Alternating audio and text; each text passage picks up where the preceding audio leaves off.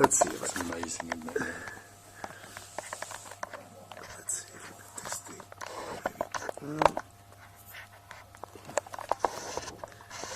So the ash almost got you stuck in London. Yeah, we in fact we came by train just to make sure, because we still couldn't get a confirmation on our plane. We booked the plane weeks ago, Yeah. but we still couldn't get a confirmation that they were going to fly yesterday, so we got a train. Okay. Let's see, we got this. People need to see your head, but also your amazing bodies. Well, that one you've got to, I mean... Okay. So it's all about you at this moment. It's, my voice, we edited between. Yeah, so yeah, I it's know, just, I we got know. your voice on, Yeah, on the thing. That's the... Okay, sitting here with Tony Parsons. My first question, what is Tony Parsons like? What is Tony Parsons like? Well, in a sense, like he always was, really. Quite enthusiastic and passionate about this subject. What can I say? There's no difference in that sense. The personality and the character is there. The sound of the voice and hasn't really changed from before all of this happened. So I would say pretty alive, cheerful, rude, irreverent, with a tremendous passion about freedom, which has always been there. It's a tremendous thing about freedom and freedom for people, in a sense. Although that, and yeah, that's it. And any difference between Tony Parsons in childhood and Tony Parsons now? Or I don't know. I think there is something that develops sort of from childhood. There's always been a sense of a childlikeness there, and then of course we all grow up. I grew up in the world and had to manage my life in the world, or so I thought I was managing. That's another subject.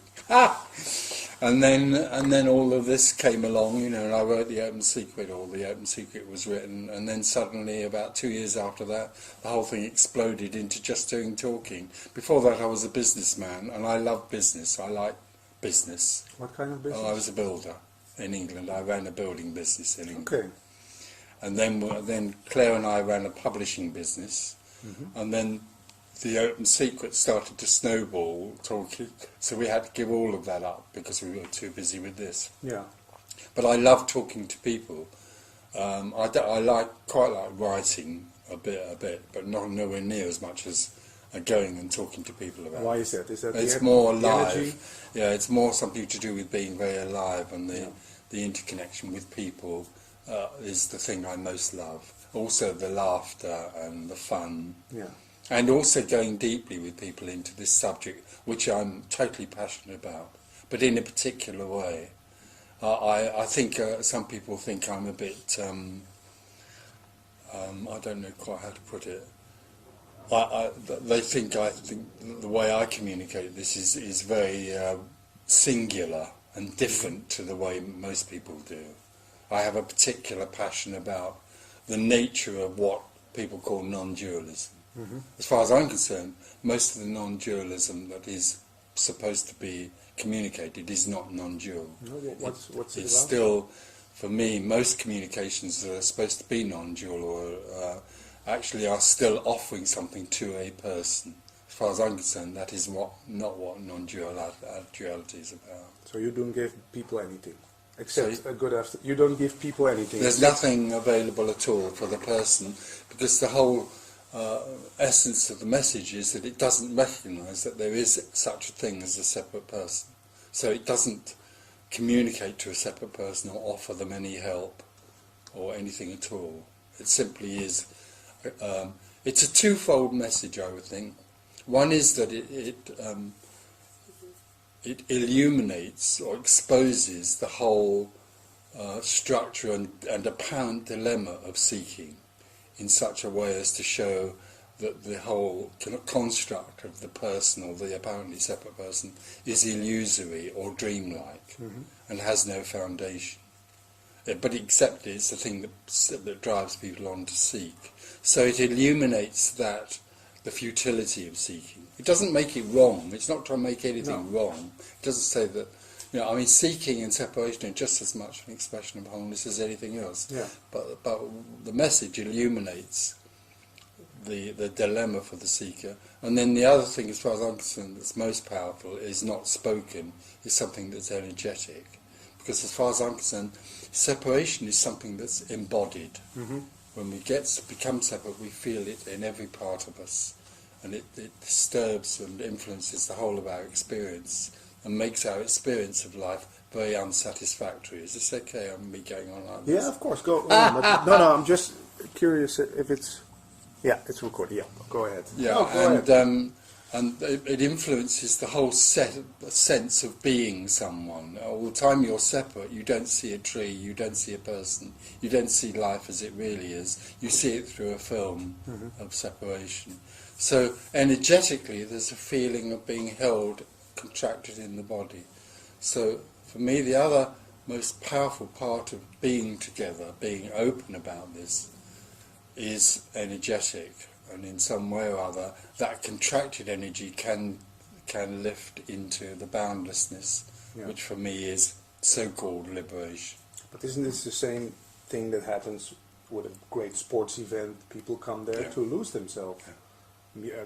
A great concert, a dance party. Yeah, it can happen. Yeah. It can happen in It's a good party, anything extreme or deep or joyful. It can happen making love. It can happen jumping out of an airplane, with or without a parachute. Yeah. It's like those extreme situations can create a situation where there's no sense of anyone. Yeah. Absolutely. Yeah. And it can also happen walking down the road, of course. Yeah. Buying shoes. Oh, of course. Yeah, of course. Yeah. It has to be like that. There can't be any condition. Liberation doesn't happen through any circumstance at all. Yeah, but you only think afterwards or before that event made you feel that way, or not? No, I don't think it does. And for me, there are no circumstances that bring this about. It just comes out of nowhere, because it is out of nowhere. Yeah. It's the one thing that we can't know, and it's the one thing that can't be induced by anything. And can't be talked about. No, it can't. Yeah. Well, you can talk around it. You can talk about what it isn't.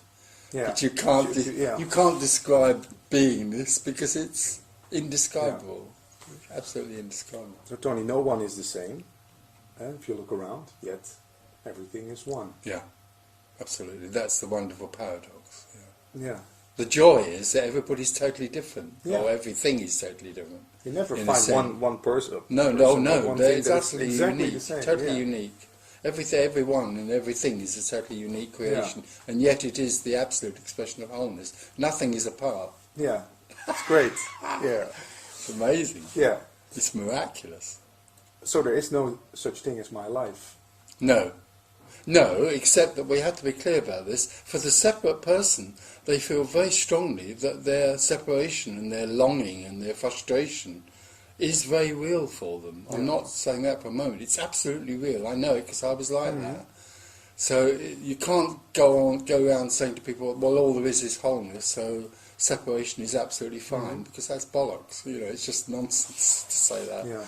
Because for the separate person, there's a real feeling of being imprisoned. Yeah, but it's also this. So we totally. don't have to reject that. No, nobody's People rejecting thinking it. they have a reputation and a career. And no, not reject it. No.